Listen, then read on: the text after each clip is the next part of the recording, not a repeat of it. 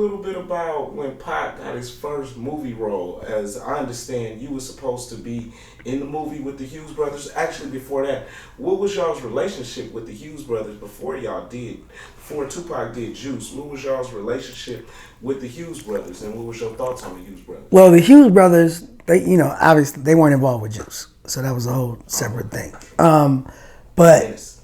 yeah, they did Menace to Society. But the Hughes Brothers, actually, their first video that they ever did was the Raw Fusion video, Throw Your Hands in the Air. And we kind of discovered them. And, I like to be like, we discovered them like we made them. But they were shopping their video reel, and I saw it, and we chose them, and our video was their first job, professional job. So they did that, and they did Rockin' to the PM, which was another Raw Fusion single. And at Throw Your Hands in the Air video, Pac was there, and they were intrigued by him. So they actually did Brenda's Got a Baby. No, they did Trapped was the first video, but through us, they did Tupac's first two videos. So we were the first people that actually hired them.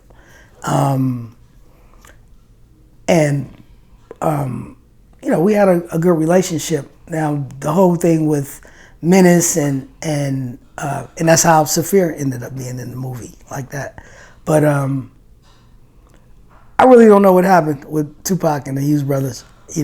I've heard the stories. I know that there was a fight and whatever. And personally, I don't know, because I just kind of reconnected with them, believe it or not, within the last few weeks. I think that whatever happened between them may have gotten in the way of us communicating, because I felt like I should have been in Menace to Society, because I'm like, God damn, got Too Short, Pooh Man. I'm like, right. What happened to your guy? But, it just didn't happen. I ain't mad, kind of. But you know what I'm saying. That's what it was. Now, we, go back and let's talk about Juice. The misconception was that Tupac had my role in Juice, but he didn't. I was the one who actually had got called to audition for that movie. But the role that I was going to audition for was Steel, which was played by the dude from Lean On Me.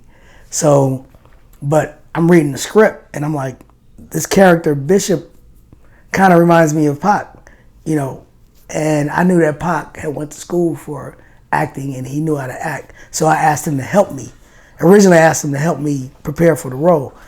And then I was like, you know what? You should actually come read for this. And through Atrin, and I believe Kara Lewis agency was the ones that initially, that's how it was presented to me. But Atrin made some calls, and however it was hooked up, Tupac was able to come and do the audition as well. So the goal was, and Tretch and Tupac, they were like best friends. Tretch came to read as well. So we thought Tretch was going to be Bishop. Tupac was going to be Bishop. Tretch ran for the role of Q, which was played by Omar Epps, and I ran for Steel. So we thought that all three of us were going to be those three guys. But, Tupac was the one who actually knew how to act. So he got it. How did it feel, before we get to Tupac's death, how did it feel years later when you heard that Tupac shot the police? And I know this was who you was smoking weed with, running through women with, chilling with, this your homeboy, but you also know he got that Black Panther background. What was on your mind when you got the word? And where were you, if you remember, when Tupac shot the police? I don't know exactly where I was, but it didn't surprise me. I was just like, this nigga crazy. It sounded like something he would do. You know what I mean? So I wasn't, like I said, I wasn't shocked by it at all.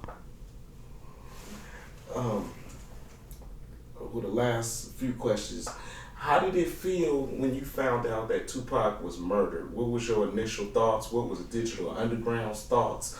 I mean, what happened as a crew? Because you guys was Tupac's first major crew. I mean, I know he had the Strictly Dope crew, but he came into the music game with Digital Underground. What was your initial thoughts when they said on the radio or TV or however you heard it, Tupac is dead? Well, you have to remember, he didn't get, it wasn't like he got murdered. He didn't get shot and die. He was in the hospital. So he had already been shot before. So, I think all of us just thought he was going to make it. You know what I mean? Because he had been shot and came out of it, came out on the other side. So we like, well, he got shot again. He really going to be talking shit when he get well.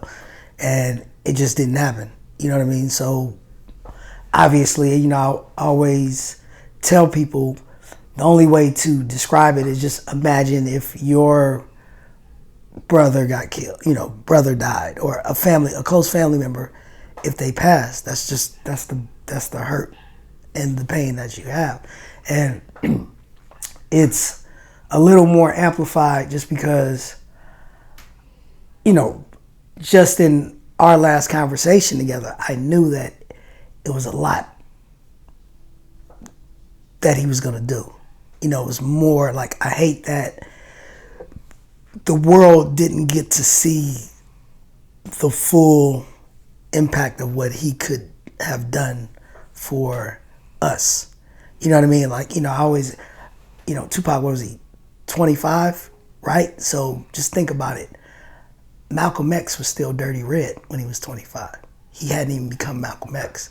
And I believe that Tupac would have become something a lot greater than what, I don't know, it's hard to believe that you could be greater than that, but he was 25. So imagine, the power that he had at that age and what he could have done with it. And I knew what he wanted to do with it. So that's the thing that probably hurts the most, is that I knew the impact that he would have had on the world, even more so had he been able to, grow. Why did you and your father and me all get together? Why did you do it and get together to politicize the memory of Tupac and to make sure that we made a connection between generations that were solving their problems in our generation? What was the importance of you being involved with all just celebrating Tupac birthday every year? I mean, and it's funny because after saying everything that I just said, I do think it's important to continue to celebrate Pac, because he's not, he's not here to continue the work that I know that he would do, but I think he did enough to where, my dad, he did the first one in 1999, right? And, from what he says is that Afeni told him to keep doing it, so, and obviously, I know the importance that Tupac, I know the importance of Tupac, and also I am always in support of my dad for what he wants to do, and obviously I love Afeni as well. So it just, it felt right to do. And we did it for those years, whether it was a blowout or just a few people came. I think every time we did it, it was something special, and the people that were there appreciated it. And then I think that you can pick a moment from each one that was special about it. And so that is what is great about it. Even if it just brings us together, us three together. Pac is doing that for us. He's bringing us together every year. Or, Pac makes me go to the Bay and my family members come to one place. We drink, listen to great music, and it's always something special. So even if it's just that, that's what Tupac is doing for us right now. How do people keep in touch with Money B and Young Hump and all the things that are going on around you? If you really want to just know what I'm doing, just follow me on Instagram and Twitter at MoneyB69. Very easy, like the position. Money B69. We do it. And then, Young Hump is at Young Hump DU for Digital Underground. So follow us on social media, and we always lit. You know what I mean? We doing it like that. And then obviously visit the website, which is dumerch.com. Where you get your Digital Underground gear. And then we have moneybeingyounghump.com, which is our website. And when we performing, where we've been, what we about to do, all that shit. So we out here, man. Coming up ain't easy.